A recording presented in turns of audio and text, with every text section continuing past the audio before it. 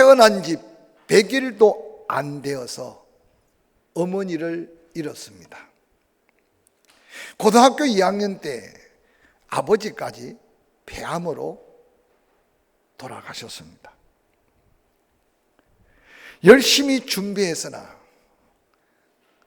의대 낙방, 두 번째 시험에도 낙방, 세 번째 시험에도 낙방.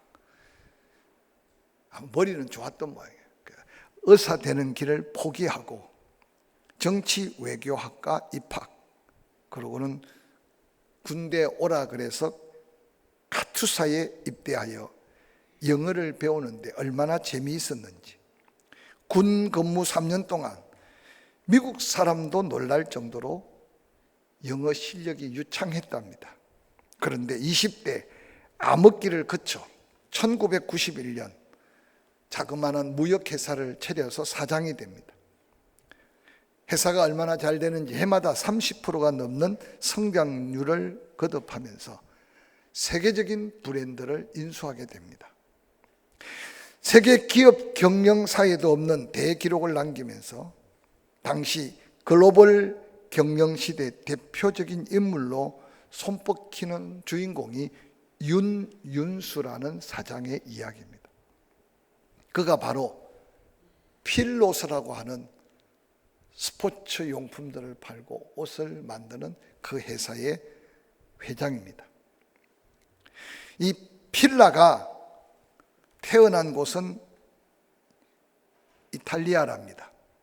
근데 놀랍게도 이탈리아 회사인데 이 필라를 세계적인 기업으로 만든 사람이 한국인 윤윤수 회장이랍니다. 그 윤윤수 회장이 세계적인 기업이지만 이름 없는 필라라는 회사를 인수함으로 전 세계인들을 깜짝 놀라게 한 아주 성공적 기업으로 바꿔놨답니다. 장사 잘한 거 이야기하려는 게 아니고 그 윤윤수 회장의 인생 철학이 있는데 그의 인생 철학은 Make others happy. 다른 사람을 기쁘게 하는 것, 그것이 자기의 인생 철학이었다고 합니다. 그는 절망적이고 낙심하고 실망할 수밖에 없는 인생으로 시작했는데 그가 꿈꾸는 철학, 인생의 목표 하나를 가지므로 모든 사람을 기쁘게 만들기 위해 몸부림친 그가 성공적인 운명을 바꾸고 인생을 바꾼 그런 주인공으로 등장하고 살고 있습니다. 오늘 우리 그리스도인들이 예수 믿어서 거듭난다 라고 말하면 죄사함을 받고 하늘 시민권을 갖는 영적인 것만 생각하는데 이 구원이라는 단어, 거듭난다는 단어 속에는 영적인 거듭남은 기본이고 속사람이 거듭나니 육의 사람도 달라지고, 할렐루야, 하나님의 은혜로 영적인 문제가 해결되니 삶의 모든 운명도 바꿔지는 게 구원, 거듭남의 놀라운 비밀인 것을 성경은 우리에게 말씀해 주고 있습니다. 어머니 뱃속에 들어갔다가 다시 태어나는 게 거듭남이 아니라고 니고데모를 향해 예수님이 말씀하셨어요. 물과 성령으로 거듭나야 된다. 하나님 말씀을 듣고 깨닫고 성령의 강력한 능력에 회개 후에 예수 그리스도를 주로 영접한 삶의 자리는 그런즉 누구든지 그리스도 안에 있으면 새로운 피조물이 된다. 그래서 거듭남이라는 것은 예수 그리스도의 형상을 온전히 닮아가고자 몸부림치는 자에게 주어진 삶의 변화까지 함께 이루어 간다는 사실을 성경은 우리에게 강조합니다. 이러한 삶의 변화를 강조한 야고보는 영접함으로 구원받는 믿음의 조건을 가졌다고 해서 온전한 믿음, 온전한 구원이라고 말할 수 없다. 영접하여 믿는 믿음으로 구원의 조건을 가진 자라면 행함으로 그 구원을 드러내서 구원의 믿음의 결과를 보이는 것이 하나님 앞에, 사람들 앞에 살아있는 믿음의 증거가 될 것이라고 외쳤던 이 말씀은 수없는 세월이 지나도 거기에 토를 달 수 없는 성령의 역사하심의 말씀인 것을 우리는 기억합니다. 그러므로 구원받았다면, 거듭났다면, 새롭게 태어났다면 그 거듭나고 구원받고 새롭게 태어남에 대한 변화된 모습의 삶이 우리에게 있어야 된다는 사실을 베드로는 강조해 주고 있습니다. 베드로전서 2장 2절 말씀 속에 갓난 아이들 같이 순전하고 신령한 젖을 사모하라고 말했습니다. 갓난 아이를 기억하시죠? 스스로 일어설 수도 없습니다. 말도 서툽니다. 행동도 제대로 못합니다. 그러나 그 아이가 젖을 먹고 또 젖을 먹이면 어느 날 성장하고 자라나서 사회 삶 속에 그의 한 인격체로 자기의 역할을 감당한다는 모습을 아마 사도 바울은 영적인 모습으로 비추어서 변화되어 가는 그리스도인의 삶을 비추어서 말씀하고 있는 것 아닌가 생각해 봅니다. 예수 그리스도를 구주와 주님으로 믿고 거듭난 그리스도인들의 성장, 성숙함은 너무나 소중하고 중요하다는 겁니다. 새로운 생명으로 새롭게 거듭난 그리스도인들은 마치 갓난 아이와 같다. 갓난 아이가 젖을 먹고 또 먹으면서 성장해 가듯이 하나님의 말씀을 먹고 또 먹어서 성숙해져서 어느 날 하나님도 세상의 주변 사람들도 인정할 만한 보배로운 믿음, 그의 아름다운 삶의 모습을 통해 하나님의 선하심과 하나님의 놀라운 영광을 선전하고 싶어 하시는 하나님의 뜻을 하나님은 이루기를 원하신다라고 말씀하십니다. 이 귀한 보배로운 믿음을 갖고 하나님의 영광의 삶을 살기 원하는 베드로는 몇 가지 도전적인 말씀으로 오늘 서신서를 기록하고 있습니다. 보배로운 믿음의 사람이 그 자리를 성숙함으로 이어가기 위해 버려야 할 것들이 있는데 베드로전서 2장 1절은 이렇게 기록합니다. 그러므로, 여기 그러므로라는 것은 예수 믿어 구원받아 보배로운 믿음을 간직했다면, 구원받았다면, 거듭났다면, 예수 믿고 구원받은 성도라면 먼저 이제 버려야 될 것이 있다. 모든 악독과 모든 기만과 외식과 시기와 모든 비방하는 말을 버려야 될 것이라고 말하고 있습니다.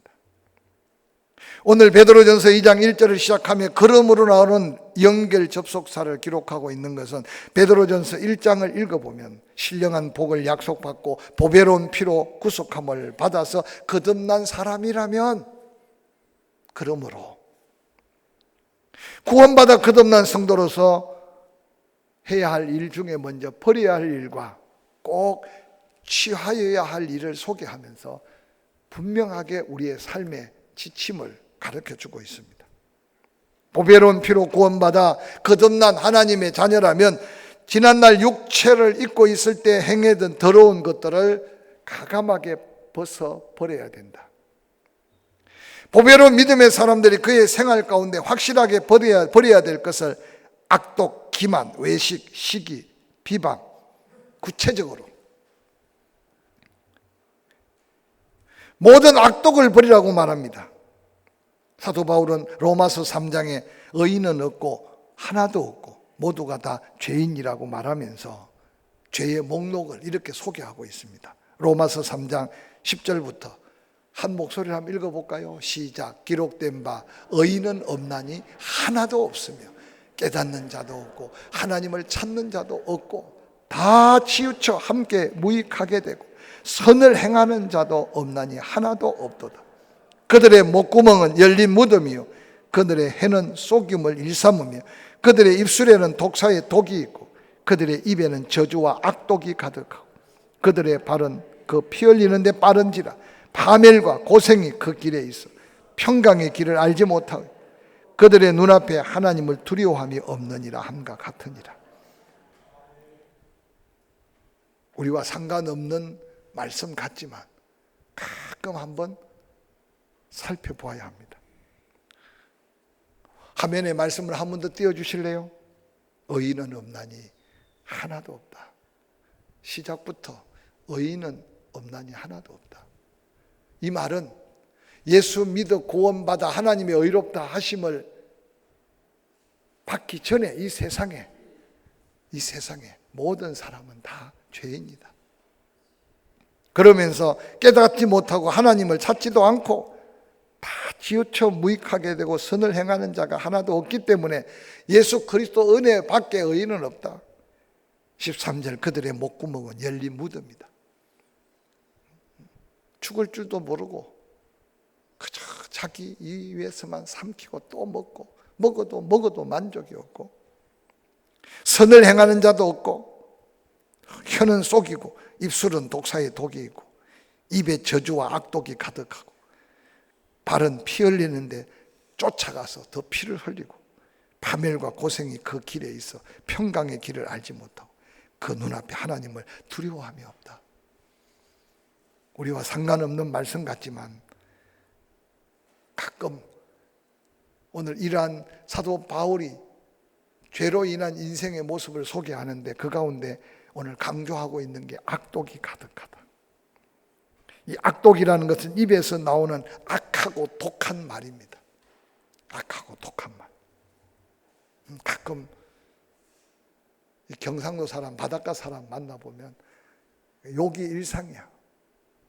특히 저 진주, 마산, 통영 이쪽은요. 문디 이 자식아, 문디 이 자식아. 이 말이 그냥 그게 아무 생각 없이 자기 자식 보고 누가 문디 이 자식이라고. 근데 그게 그냥 욕으로 하는 게 아니라 습관적으로. 포항 사람들은 그런 말 잘 안 쓰죠, 양반이라. 어떻게 지가 난 자식 보고 야, 이 문디 이 자식아, 문디 이 자식. 저도 어릴 때 좀 개구작이 커서 수없이 들었어요. 그런데 제가 문디가 안 된 거는 하나님의 은혜예요, 전적으로. 왜냐, 부모의 저주의 말대로 되지 않게 하나님은 제 팔자와 운명을 은혜 안에 바꿔주셔서. 여러분 안 그러니까 아멘도 안 하는데, 여러분 오늘 우리 주변에요, 부드러운 말 같은데 그 속에 독사의 독이 숨어 있고요, 칭찬의 말 같은데도 그 속에 가시가 숨어 있을 수 있어. 그래서 입에서 나오는 악하고 독한 마음의 말을 제하여 버리라는 이 말씀은요, 꼭 여러분 마음에 한번 담고 이 말씀 한번 살펴보시기를 주의 이름으로 간절히 축원합니다. 미움이 어디서 나오며 시기 질투가 어디서 나오겠어요? 마음에서 나와요. 그래서 예수님이 말합니다. 입으로 들어가는 게 악한 게 아니다. 다 먹고 배설한다. 그런데 바리새인들은 먹는 방법, 손을 씻었니 안 씻느니. 근데 바리새인들이 함께 말하기를 제자들이 손을 안 씻고 먹는 게 문제가 아니고 너희들이 문제라고 하는 게, 그걸 문제 삼는 네 속에 있는 악한 마음, 악독이 가득한 너의 말이 문제라고 가르칩니다. 오늘날 보십시오. 주변에요, 입만 벌리면 이 악독을 쏟아내는 정치꾼들, 수많은 사기꾼들. 두 번째, 괴유를 버리라고 말합니다. 기만. 마음으로 악을 도모하는 일, 마음으로 다른 사람을 해치려는 계획을 세우고 그 일을 진행하는 사람. 잠언 26장은 22절부터 그렇게 소개합니다. 같이 한번 읽어볼까요? 시작. 남의 말하기를 좋아하는 자의 말은 별식과 같아서 배속 깊은 데로 내려가느니라. 온유한 입술에 악한 마음, 낮은 은을 입힌 독이라. 원수는 입술로 꾸미고 속으로는 속임을 품나니 그 말이 좋을지라도 믿지 말 것은 그 마음에 7가지 가증한 것이 있습니다. 속임으로 그 마음을 감출지라도 그의 악이 회중 앞에 드러나느니라. 아멘. 사랑하는 성도 여러분, 개역 성경에는 계율이라고 말했는데 개역 개정판에는 기만이라는 말로 풀이해놨는데, 계율이라는 말이 좀 어렵죠. 감정 있는 입술로 꾸미고 속에 악을 품고 있는, 비수는 감추고 미소 짓고 있는 그리스도인이 가지지 않아야 될, 버려야 될 모습입니다. 얼굴은 천사 같은데 속에 그 미움을 평생 가지고 살아요. 제가 목회하면서요, 하나님께서 우리를 거룩하다 하시면서 온전한 거룩함에 이루기 위해서 끊임없이 성령께서 우리를 만지실 때 끊임없이 주의 손이 내 심령을 어루만지고 그리고 자신을 자꾸만 내려놔야 돼요. 외식을 버리라고 말합니다. 베드로전서 2장 1절 모든 악독 모든 귀만 외식. 외식이란 말은 설명이 필요 없죠. 거짓되게 겉으로 나타난 행동. 하나님은 사람의 겉으로 판단하지 않고 중심을 보신다고 말했어요. 외식하는 자는 예수 그리스도의 사랑을 경험할 수 없습니다. 외식은 진실과 다르기 때문에 외식하는 자들은 스스로 진리를 떠나게 됩니다. 거짓된 행동, 속으로는 아니온데 행동은 예스같이. 그래서 어느 날 요즘 사람들요 속을 헤아릴 수 없다 그러잖아요. 속을 헤아릴 수. 근데 그리스도인들은 속과 겉이 같아야 된다. 할렐루야. 좀 손해를 볼지라도. 그래서 진실됨이 외식과 반대되는 말씀일 수 있어요. 시기를 버리라고 말합니다. 시기란 다른 사람을 미워하고 이웃이 잘 되는 걸 싫어합니다. 시기가 많은 사람, 사촌이 땅을 사도 배가 아프다는 말이 시기라는 말로 이어서 설명할 수 있어요. 슬퍼하는 자 함께 슬퍼하고 기쁨은 함께 기뻐하라는 게 쉬운 말 같은데 이 시기를 버리는 자에게 주어진 하나님의 축복입니다. 그래서 그런 자들이 함께 할 때 슬픔은 나눌수록 자꾸 적어져. 할렐루야. 슬픔은 나눌수록 자꾸만 적어져. 근데 오늘날요 그게 나의 약점인 것처럼 보여서 내놓지 못해. 제가 가끔 이야기하면 옛날 우리 조상들은요 참 지혜로웠던 것 같아. 하나님 말씀은 못 들었는데도 성령께서 그런 지혜를 주셔서 병은 어떻게 하라 그랬죠? 병은 많이 알리라 그랬어요. 알리라고. 별거 아닌데도 웅켜 싸고 있다가 중한 병이 되는 경우가 얼마나 많은 줄 아세요? 근데 병을 알리다 보면요 생각 밖에 좋은 의사도 소개받을 수 있고 생각보다 쉽게 고칠 수 있어. 여러분 그 옛날에 우리 어른들이 했던 말 속에요 성경 몇 장 몇 절은 아닐지라도 하나님께서는 우리에게 양심을 주시고 자연을 통해서 하나님은요 일반 계시 하나님의 섭리를 가르쳐 주셨어요. 난 놓고 기억자는 모르는데 무엇이 진리고 무엇이 진실이고 무엇이 옳은지 분명하게 살았던 우리의 조상들은요 하나님 앞에 설 때 그 양심 속에 하나님을 인정하고 살았던 삶을 인정받을 수 있어. 그래서 복음을 전해 듣지 못한 자들은 자연 계시, 일반 계시, 하나님 양심을 주신 양심 앞에 흠없이 살았던 걸 하나님께서는 기억하신다고 말했어요. 근데 오늘 우리는 예수 그리스도의 보배로운 피로 구원받고 날마다 나는 거룩한 제사장, 하늘의 시민권을 가지고 하나님의 자녀인 채 하는데도 우리 마음속에는요 전혀 진실이 없어. 시기하는 마음을 버리기가 쉽지 않습니다. 목사인 저도 어떤 때는요 이렇게 보면 내가 훨씬 목회를 잘하는 것 같은데 나보다 교회를 부흥시키고 더 좋은 차를 타고 다니고 더 이름이 뜨는 것 같으면 마음 한구석에 시기라고 하기는 그렇죠. 목사가 시기까지 하면 되겠습니까마는 배는 안 아프고 옆구리가 좀 쨍할 때도 없지 않아 있어요. 스스로 부끄럽죠 하나님 앞에 사실은. 근데 사실 그리스도인들이요 시기하는 마음만 썬뿌리를 제거해놔도 하나님의 평안이 훨씬 마음속에 넘치고 누구를 만나도 자연스러울 수 있고 누구를 만나도 함께 할 수 있고 할렐루야. 그게 여러분요 은혜 안에 넘치는 은혜예요. 이 자리에 계신 분은 버릴 게 없겠지만 혹이라도 생길 때 이 말씀을 기억하고 버려야 되는 거구나. 할렐루야. 비방을 버리래. 비방을 구체적으로. 비방을 일삼는 사람은 다른 사람을 사랑하거나 존경하는 말을 못하고 시기에서 입으로 나오는 게 비방이에요. 마음으로만 꽁하고 있는 건 시기고 그게 참을 수 없어서 입으로 나오는 게 비방이에요. 비방하고 사추는 비판이야. 비방하고 오추는 불평이야. 비방하고 부부는 원망이야. 다 그게 함께 줄줄이 엮여 있어. 여러분의 늘 마음의 생각과 입에 나오는 말의 표현을요, 잘 살펴보시기 바랍니다. 비방하는 입에는요, 다른 사람을 사랑한다고 말할 수 없어요. 예, 한 입으로 두 말을 할 수 없는 하나님의 진리가 이 속에 있습니다. 누군가를 비방하고 비판하고 헤아리는 사람은요, 그 사람을 존경할 수가 없어요.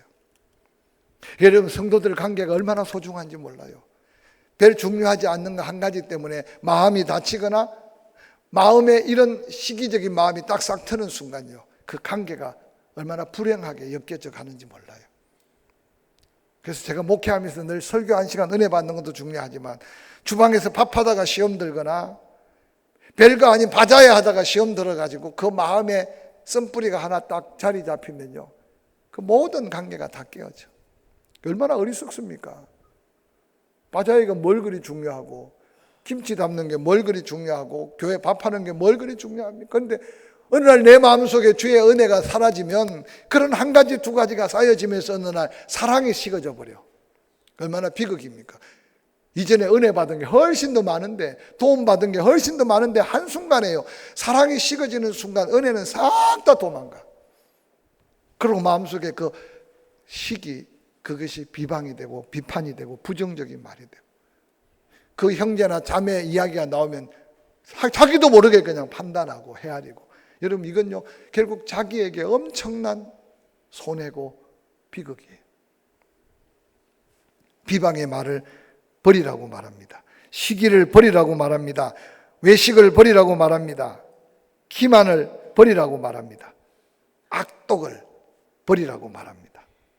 베드로전서의 이 말씀을 다시 묵상해 가면서 버릴 게 별로 없겠지만 다들 변화되어서 혹이라도 살면서 버려야 될 걸 가감하게 버림으로 그리스도의 성숙함의 은혜 안에 머물어서 보배로운 칭송받는 자랑스러운 믿음의 자리에 설 수 있기를 주의 이름으로 간절히 축원합니다. 축원합니다. 그리고 오늘 베드로는 버릴 걸 버렸으면 버리고만 살 수 없죠. 버린 자리에 보충해야 될 게 있어. 취하여야 될 게 있어요. 예수 그리스도를 구주와 주님으로 영접하여 보배로운 믿음으로 서기 위해서는 취하여야 될 게 있는데 2절 3절 이렇게 말해요. 함께 읽어볼까요? 시작. 갓난 아기들 같이 순전하고 신령한 젖을 사모하라. 이는 그로 말미암아 너희로 구원에 이르도록 자라게 하려 함이라. 너희가 주의 인자하심을 맛보았으면 그리하라. 신령한 말씀을 먹으면서 예수 그리스도의 사랑을 느끼고, 신령한 말씀을 아멘하면서 예수 그리스도의 은혜를 경험하고, 신령한 말씀에 아멘하여 버릴 걸 버리면서 하나님의 그 큰 사랑을 경험했다면 더욱 그리하라. 맛을 봐야 맛을 알지. 옛날에 미연인가요? 선전할 때 카피라이트인데 맛을 봐야 맛을 알지. 옆 사람 쳐다보고 그렇게 격려합시다. 사랑의 맛을 봐야 사랑을 압니다. 여러분, 교회 안에 사랑의 맛을 제대로 못 본 사람요, 부지 기수입니다. 그래서 여러분이 그 맛을 좀 보여주세요. 아멘 좀 해요. 아멘 좀 해요. 이렇게 설교 듣고도 또 다음 기간 모임 가서 산으로 가자, 바다로 가자 싸우지 말고 제발. 저도 문제고요, 해도 문제는 사람이 있어. 분명히요. 조금만 배려한다면, 말 조금만 참고 자문에 뭐라 해, 좀 듣기를 속히 하라 그랬잖아요. 다른 사람 어디 가고 싶을까 궁금하잖아요. 이게 사랑의 마음이야. 근데 다른 사람 어떻게 말할 것도 없이 그냥 자기 하고 싶은 말 다다다닥 해가지고 그게 가기 싫다 그러면 삐져갖고 지가 안 오네 도리어. 이 진짜예요. 이거는 오늘 이 맛을 몰라서 그래요. 맛을. 이번에 기간 모임 할 때요, 어느 교회가 기간 모임 하는데 돈 보태줘 가면서 사이좋게 사랑을 맛보여 주라고 하는 데가 어디 있겠어. 그래서 이번에 오늘 수요예배 온 여러분만이라도 사랑의 맛을요, 좀 정사랑에 맛보여 줄 게 없으면 알사탕이라도 사다 주면서 사랑은 이런 맛이라고 좀 이야기 좀 해줬으면 좋겠어. 껌이라도 좀 씹어가면서 이 사랑은 이런 맛이라고. 여러분, 이게 맛을 봐야, 은혜, 기도 응답의 맛을 봐야 돼요. 할렐루야. 어떤 분은 그게 하나님의 은혜인데 어떤 분은 더한 은혜를 받고도 그게 은혜인 줄 몰라. 이게 얼마나 비참한지 몰라. 따라합시다. 기도 응답에 맛을 봐야 된다. 말씀의 은혜의 맛도 봐야 돼요. 설교 홍수니까 이 설교 저 설교 다 그 설교 같지만 여러분 말씀 들을 때 감동되고 은혜되는 찬양의 맛을 봐야 돼요. 그냥 부르는 게 노래가 아니에요. 그 찬양 한 곡에 내 영혼이 쫙 다 고백되고 빨려 올라가고 하나님의 위로가 그냥 그 찬양 한 곡 속에 내 심령에 그냥 평안이 팍 임하는 걸 맛을 봐야 돼. 갓난 아이같이 순전하고 신령한 젖을 사모하라 그럽니다. 사모한다는 것은 오직 한 가지뿐이다. 아이에게 여러분요 고기가 뭘 생각해 보세요. 갓난 아기한테 뷔페 음식이 뭐가 필요하며 갓난 아기한테 양식이 뭐가 한식이 중식이 뭐가 필요하겠어요. 갓난 아기는 오직 한 가지 신령한 젖밖에 필요 없어. 이해가 됩니까? 오늘 우리는요 너무 입이 다양해. 입맛도 다양해. 그래서 하나님의 말씀이 하나님 말씀으로 송이 꿀보다 달다는 그 사람 마음을 이해할 수가 없어. 그러니까 강단에 서면 목사들이 다 긴장해. 어떻게 하면 좀 더 굳은 얼굴을 웃길까. 그 웃기다 보면 시간 나가버려. 아멘 안 하니까 어떻게 하면 좀 입을 뗄까 하다 보니까 딴 이야기 하다가 그냥 본문 읽어놓고 아무것도 못하고 시간 보내는 경우가 많아. 그러다가 듣다가 웃다가 조금만 길면 그때서야 또 길다고 또 여러분 누구의 입맛을 되게. 근데 오늘 성경에 보니까 갓난 아이는 오직 한 가지 신령한 젖만 사모해. 그 베드로가 그걸 아니까 너희도 하나님의 말씀의 맛을 보라는 거야. 할렐루야. 은혜의 맛을 좀 보라는 거예요. 그것이 영적인 배가 부르고 그것이 은혜의 배가 불러지는 거라고 가르쳐 주고 있어요. 근데 우리는 자꾸 별미를 원해. 소화도 못 시키면서 어제 고기 먹고 또 고기를 달라고 그러는 거예요. 신령한 젖을 사모하라는 어린 아이에게 필요한 건 나에게 내가 사모해야 될 게 무언가를 한번 돌아보시길 바랍니다. 갓난 아이는 모든 그리스도인들을 거듭난 그리스도인들을 예수 영접한 그리스도인들을 갓난 아이와 비교한 것은 자라야 될 게 많다는 거예요.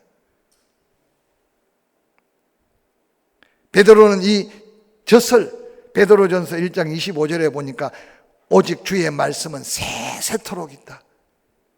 오늘 예수 믿고 구원받은 우리는요 갓난 아이는 아이 때만 젖을 먹어야 되는데 베드로는 구원받은 그리스도인들은 천국 갈 때까지 이 젖을 먹어야 되는데 그 말씀은 그런데 세세토록 있대. 할렐루야. 근데 오늘 우리가 그렇습니까? 어느 날 기도한다고 말씀 버려놓고 어느 날 이 교회보다 저 교회 말씀이 더 있다고 쫓아가고 아니에요. 세세토록 있는 그 말씀, 그 말씀이 너희 구원에 이르도록 완전한 구원에 이르도록 자라게 한다고 말씀하셨습니다. 여러분의 모습이 다시 한번 처음보다 주님이 볼 때마다 변화되고 새로워져서 처음보다 더 나아졌다고 칭찬받았던 아름다운 믿음이 되기를 주의 이름으로 간절히 축원합니다. 예하책에 보니까 웃기는 이야기가 하나 나왔어요. 할아버지 한 분이 강남에 있는 메리어트 호텔 갈 일이 생겼대요. 근데 메리어트라는 말이 영어니까 어려워서 어떻게 기억하지? 그래서 메리아스라는 말을 기억해서 메리아스 메리어트. 그리고 택시를 잡아 탔어요. 택시를 잡아 타고 앉는 순간 기사 양반이 어디로 모실까요? 하는데 갑자기 메리아스라는 말이 생각이 안 나는 거예요. 메리아스가 생각 안 나니까 메리어트도 생각이 안 나는 거죠. 그래서 중얼중얼 하다가 뭐 속옷 같았는데 난닝구 그러니까 택시기사가 고개를 끄덕끄덕 하더니 쉥 출발을 하더래. 한참 지났는데 아유 손님 다 왔습니다 내리세요. 보니까 간판을 보니까 메리어트 호텔이래. 그래서 이 할아버지가 깜짝 놀라가지고 아니 나는 난닝구라는 말만 했는데 어떻게 나를 여기 데려다 줬냐고. 그래서 택시기사가 하는 말이 요즘 나이 드신 분들이요 희한한 단어를 많이 씁니다. 한 번은요 전설의 고향으로 데리고 달라 그러더래. 전설의 고향으로. 여러분은 전설의 고향으로 데려달라 그러면 공동묘지로 데려줘야 되나요? 도깨비 나온 대로 데려줘야 되나요? 그런데 전설의 고향으로 데려달라 그러더래. 그래서 할아버지가 이제 내리지도 않고 궁금해가지고, 아니 그러면 전설의 고향에 데려달라는 그 양반은 어디다 내려다 줬어? 그랬더니 예술의 전당에 내려다 줬대.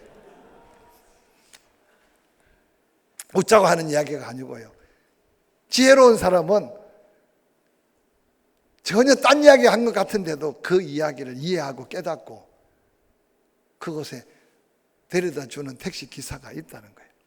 성령님께서는요, 내가 듣고 싶지 않은 거, 내가 기대하지 않는 말씀도 그 말씀을 내가 꼭 필요하다면 마음에 새겨주시고 믿어서 아멘 하게 하시고, 할렐루야, 그 말씀 붙들게 하시고, 그 말씀 붙들고 기도하면 응답하게 하시는 하나님이 우리를 보배로 믿음으로 성장시키는 은혜로운 하나님을 깨닫고, 내 기억력이 없다고, 내가 이해력이 짧다고, 눈이 없어 잘 안 보인다고, 귀가 어두워서 잘 안 들려 낙심하지 마세요. 그래서 여러분, 신령한 젖을 사모하고 울면 보채면 엄마가 젖을 물리듯이 끊임없이 말씀 사모하여 은혜를 구하면 반드시 버려진 길가리 돌도 모퉁이 돌로 삼아서 보배롭고 존귀하게 쓰시는 하나님인데, 남은 생에 그런 믿음으로 쓰임받고자 사모하며 남은 생에 도전하시기를 주의 이름으로 간절히 축원합니다.